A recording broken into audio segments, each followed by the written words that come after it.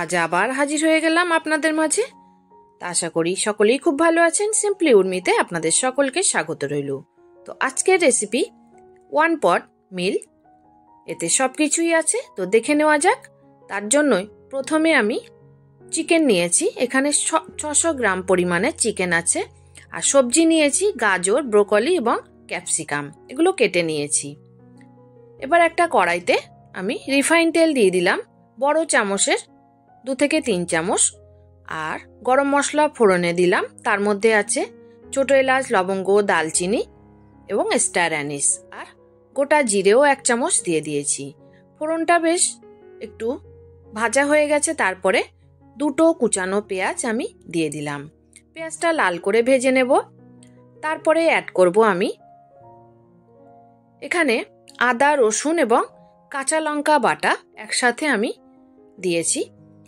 অবশ্যই লঙ্কাটা আপনাদের পছন্দ মতো ব্যবহার করবেন এবং খুব ভালো করে ভেজে নেব। তারপরে দিয়ে দিলাম মাংসটা,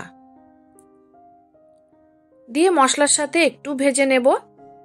তারপরে অ্যাড করব পরিমাণ মতো লবণ। তারপরে আবারও খুব ভালো করে মিশিয়ে নেওয়ার পর এবার অ্যাড করলাম হলুদ গুঁড়ো, ধনে গুঁড়ো, জিরে গুঁড়ো আর বিরিয়ানি মশলা, এখানে 1 চামচ করেই দিয়েছি। এই বিরিয়ানি মশলাটা আমার ঘরেই বানিয়েছি, আমি সবসময় বানিয়ে রেখে দিই, বাজারের কেনা নয়। এবার ভালো করে মিশিয়ে নিয়ে ওই কেটে রাখা সবজিগুলো দিয়ে দিয়েছি, তাহলে মাংসের সাথেই ভাজা হয়ে যাবে। এবার একটু কয়েকটা তেজপাতা দিয়ে দিলাম, ফ্লেভারটা আরো ভালো আসবে। এবার দিয়ে দিচ্ছি টক দই। এখানে উঁচু 3 চামচ আমি টক দই দিয়ে দিলাম, দিয়ে খুব ভালো করে কষিয়ে নেব। আর এদিকে আমি বাসমতি চাল নিয়েছি, এই কাপের 3 কাপ নিয়েছি। ওটা ধুয়ে জল ঝরিয়ে রেখেছিলাম, ওটা দিয়ে দিলাম।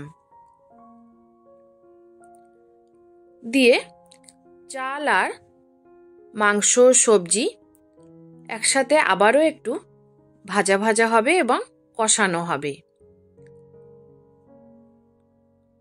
এর আগে মাংস এবং সবজি অনেকক্ষণই কষানো হয়েছে, তারপরেই আমি চাল অ্যাড করেছি। এবার দেখুন, যে কাপ নিয়েছিলাম ওই কাপেই আমি জল মেপে দিয়ে দিচ্ছি।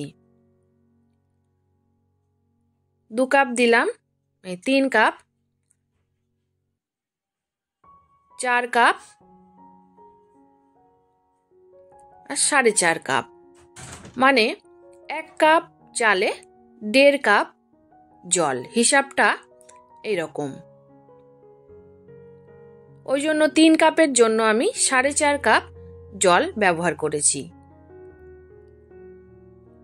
জলটা যেহেতু গরম আছে ওই জন্য তাড়াতাড়ি ফুটে যাবে। এবার আমি এতে অ্যাড করব 1 কাপ মতো কড়াইশুঁটি। কড়াইশুঁটিটা পরে দিলাম কারণ এটা খুব তাড়াতাড়ি সিদ্ধ হয়ে যায়। এবার দিয়ে দিচ্ছি লবণ, কারণ চাল দিয়েছি আমি, চালের লবণটাও লাগবে, ওই কারণেই সেই পরিমাণ বুঝেই লবণটা দিতে হবে। আর সামান্য একটু চিনি দিয়েছি টেস্টের ব্যালেন্সের জন্য। আর উপর থেকে দিয়ে দিচ্ছি 1 চামচ পরিমাণে চিলি ফ্লেক্স।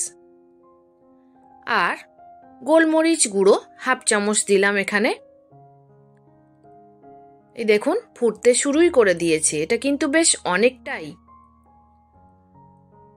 এবার ভালো করে মিশিয়ে নিয়ে ঢাকনা বন্ধ করে আমি এটাকে হতে দেব হাই ফ্লেমে। দেখুন আমি 5 থেকে 7 মিনিট বাদে ঢাকনাটা খুলে নিয়েছি। এবার একটু নাড়িয়ে চাড়িয়ে দেখব, আর এর লবণটা আমি চেক করে দেখব, কারণ লবণ কম হলে পরে ভালোভাবে মিশতে পারবে না। ওই কারণেই এখনই লবণটা ঠিক করে দিয়েছি। এবার আরও 10 মিনিট পর একদম দেখুন রেডি হয়ে গেছে। তো কেমন লাগলো আমার এই 1 পট মিল? যদি ভালো লেগে থাকে অবশ্যই লাইক, শেয়ার, কমেন্ট করতে ভুলবেন না। আর যারা আমার চ্যানেলটিতে নতুন আছেন প্লিজ চ্যানেলটি সাবস্ক্রাইব করে আমার পাশেই থেকে যেতে পারেন। আর ফেসবুক থেকে দেখলে পেজটি অবশ্যই ফলো দিয়ে রাখবেন, লাইক এবং শেয়ার করে দেবেন। আজ আসি, সবাই ভালো থাকবেন।